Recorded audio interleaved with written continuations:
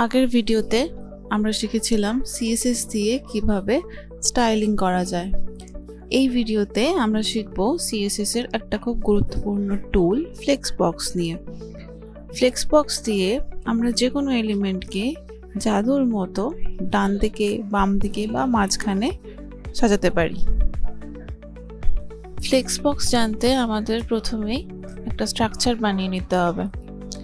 তার প্রথমে আমরা ভিএস কোডের কিছু শর্টকাট সম্বন্ধে জানব। যেমন আমরা কোনো ক্লাস দিয়ে ডিভ বানাতে হলে সহজেই ডট প্লাস ক্লাস নেম, আমাদের ক্লাস নেম যে কোনো কিছু হতে পারে, সাপোজ বক্স আমাদের ক্লাস নেম দিয়ে এন্টার করে দিলেই আমাদের ডিভ ক্লাস সমেত রেডি হয়ে যাবে।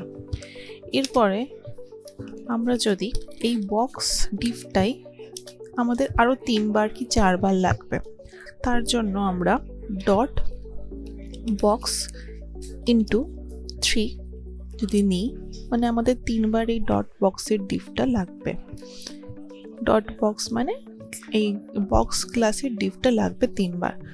আমরা যদি ডট বক্স সমেত 3 বার দিয়ে এন্টার করি, আমাদের 3টে বক্স রেডি হয়ে যাবে। আচ্ছা, এগুলো হলো প্রাথমিকভাবে ভিএস কোডের কিছু শর্টকাট। এরপর আমরা আসি ফ্লেক্সবক্স বোঝার জন্য স্ট্রাকচারে। তো প্রথমেই আমরা একটা মেন ডিভ নেব, যার আমরা ক্লাস নিয়ে নিচ্ছি প্যারেন্ট কন্টেনার। এর ভেতর আমরা 3টে এলিমেন্ট নেব, যেটা হবে প্যারেন্ট কন্টেনারের চাইল্ড। আমরা ডট বক্স নিয়েই 3টে ডিভ এখানে বানিয়ে নিচ্ছি। এখানে আমাদের 3টে চাইল্ড এলিমেন্ট রেডি হয়ে গেল। আমাদের ফ্লেক্সবক্সের জন্য লাগবেই প্যারেন্ট কন্টেনার। প্যারেন্ট কন্টেনারে ফ্লেক্সবক্স ইউজ করব।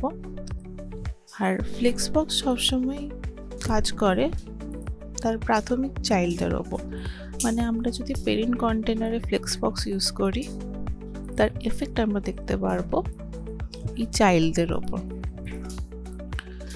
তাহলে আমাদের এই বক্সগুলোকে আমরা কিছু প্রাথমিক স্টাইলিং করে নিচ্ছি।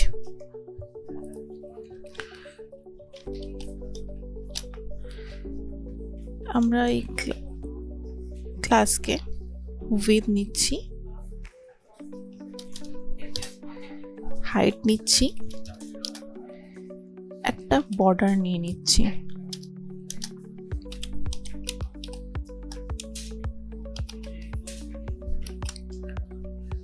আমরা দেখতে পাচ্ছি 3টে ডিভ আমাদের এসে গেছে। আমাদের HTML এ ডিভ এর স্বাভাবিক নেচারই হলো নিচে নিচে আসা। আমাদেরকে এগুলোকে পাশাপাশি আনানোর জন্যই ফ্লেক্সবক্স ইউজ করতে হবে। আমরা এই 3টে ডিভকে আলাদা করার জন্য 3টে আলাদা আলাদা ক্লাস নিয়ে নিচ্ছি। ফার্স্ট ডিভকে দিচ্ছি বক্স 1, সেকেন্ড ডিভকে দিচ্ছি বক্স 2, থার্ড ডিভকে দিচ্ছি বক্স 3। এই বক্স 1কে আমরা কালার দিয়ে দিচ্ছি, ব্যাকগ্রাউন্ড কালার দিয়ে দিচ্ছি রেড ছাড়া আমরা দিতে পারি গ্রিন। নেক্সট বক্স 2কে দিয়ে দিচ্ছি আমরা ব্যাকগ্রাউন্ড ইয়েলো, আর বক্স 3কে দিয়ে দিচ্ছি আমরা ব্যাকগ্রাউন্ড ব্লু। একটা গ্যাপ তৈরি করার জন্য আমরা এখানে মার্জিন ইউজ করছি।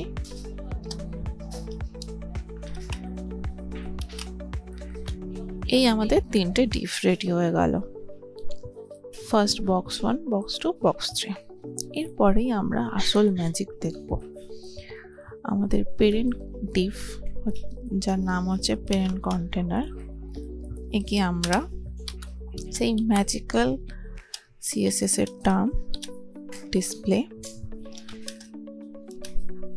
ফ্লেক্স দেব। এরপরেই আপনারা দেখবেন আসল ম্যাজিক। দেখুন, কি সুন্দরভাবে একটা সিএসএস এর দিয়েই আমরা তিনটে বক্সকে পাশাপাশি নিয়ে এসে ফেলেছি। তাহলে আমরা এই ডিসপ্লে ফ্লেক্স ইউজ করেই আমরা যে কোনো এলিমেন্টকে পাশাপাশি নিয়ে আসতে পারি। আমরা এখানে তিনটে বক্সের মধ্যে স্পেস দিয়েছি মার্জিন দিয়ে। এই মার্জিন না ইউজ করেও আমরা স্পেস দিতে পারি তিনটে বক্সের মধ্যে। এখন আমাদের কোনো স্পেস নেই, যেহেতু আমরা মার্জিনটা তুলে দিয়েছি।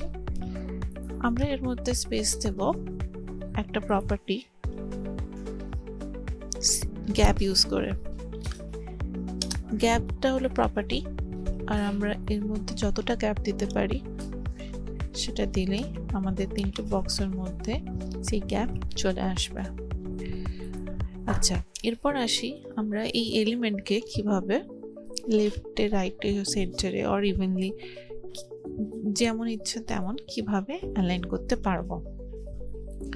এর মধ্যে আমাদের একটা প্রপার্টি আছে justify content. Justify content property দিয়ে আমরা এলিমেন্টকে হরাইজন্টালি অ্যালাইন করতে পারি। ডিফল্ট ভ্যালু থাকে ফ্লেক্স স্টার্ট, যেটা এখন অলরেডি আছে। এটাই হলো ডিফল্ট ভ্যালু। এটা আমরা দিই না দিই এটাই কাজ করে। একে যদি আমরা একদম রাইট এন্ডে অ্যালাইন করতে চাই তখন ফ্লেক্স স্টার্টের জায়গায় লিখবো আমরা ফ্লেক্স এন্ড, তখন এটা রাইটে অ্যালাইন হয়ে যাবে। এরপর আসে আরেকটা প্রপার্টি যার নাম হলো সেন্টার। এই সেন্টার প্রপার্টি দিয়ে আমরা এলিমেন্টকে সেন্টারে সাজিয়ে নিতে পারি এইভাবে। এতে আরো প্রপার্টি থাকে, যেমন space, space around, space between আর স্পেস ইভেনলি। এই তিনটে প্রপার্টি দিয়ে আমরা এলিমেন্টের পাশে আর মাঝখানের গ্যাপ মেনটেন করি। যদি স্পেস বিটুইন আমরা দিই, স্পেস বিটুইন দিলে আমাদের ফার্স্ট এলিমেন্ট একদম লেফটে আর লাস্ট এলিমেন্ট একদম রাইটে চলে যায়, আর মাঝখানের এলিমেন্টগুলো ইকুয়ালি স্পেস নিয়ে নেয়। আমরা যদি এখানে আরেকটা বক্স ইউজ করি তাহলে আমরা ডিফারেন্সটা আরো খুব ভালো করে সহজে বুঝতে পারবো। আমাদের এসে গেল 4 নম্বর এলিমেন্ট। 4 নম্বর এলিমেন্টকে আমরা আরেকটা কালার নিয়ে নিচ্ছি।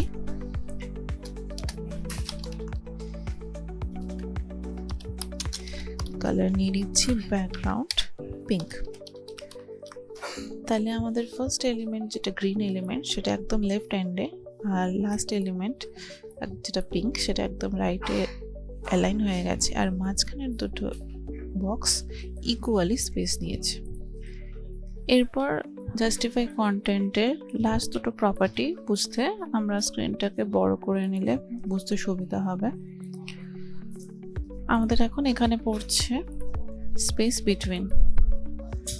তো আমরা বুঝলাম যেটা, যে ফার্স্ট এলিমেন্ট একদম লেফটে, রাইট এলিমেন্ট লাস্টে এবং মাঝখানের এলিমেন্ট ইকুয়াল স্পেস পায়। এর পরের প্রপার্টি হলো স্পেস অ্যারাউন্ড। স্পেস অ্যারাউন্ড আমরা যদি দেখি, লেফটের এলিমেন্ট যা স্পেস পাচ্ছে মাঝখানের এলিমেন্ট তার থেকে স্পেস বেশি পাচ্ছে, কিন্তু ফার্স্ট এলিমেন্ট আর সেকেন্ড এলিমেন্টের স্পেস আর সেকেন্ড এলিমেন্ট আর থার্ড এলিমেন্টের স্পেস সেম। তো এইভাবে স্পেস অ্যারাউন্ড কাজ করে। আর যদি এরপর আমরা যদি স্পেস ইভেনলি দিই, এতে যেটা আমরা দেখব প্রত্যেকটা এলিমেন্ট একে অপরের থেকে সেম স্পেস পাবে, equal space.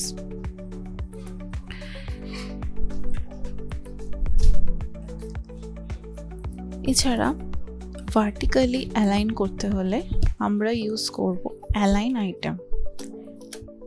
Align item use করে আমরা এলিমেন্টকে ভার্টিক্যালি অ্যালাইন করতে পারবো। আমাদের এখন পেরেন্ট কন্টেনার হাইট পাচ্ছে যা, তাতে আমরা বুঝতে পারবো না। আমরা যদি এখানে একটা হাইট দিই 500 পিক্সেলে, আর আমরা এখানে একটা কালার দিয়ে দিচ্ছি ব্যাকগ্রাউন্ড ব্ল্যাক, ব্ল্যাক দিলেও আমাদের বুঝতে অসুবিধা হবে। এই কালারটা দিলাম। তাহলে আমরা দেখছি এলিমেন্ট টপে আর বটমে যা গ্যাপ পাচ্ছে তা একদমই ইকুয়াল। আর যদি এটাকে আমরা হরাইজন্টালি সেন্টার করতে চাই তাহলে আমরা শিখিয়ে নিয়েছি জাস্টিফাই কন্টেন্ট সেন্টার ইউজ করলেই আমাদের সেটা হরাইজন্টালি সেন্টার চলে আসবে। তাহলে আপনারা শিখে নিলেন ফ্লেক্স বক্স কিভাবে কাজ করে। এই আইডিয়াকে কাজে লাগিয়ে আমরা এরপরে শিখব একটা প্রফেশনাল ন্যাভিগেশন বার বা মেনু কিভাবে তৈরি করা যায়। তাহলে ভিডিওটা ভালো লাগলে সাবস্ক্রাইব করবেন। দেখা হচ্ছে পরের পর্বে।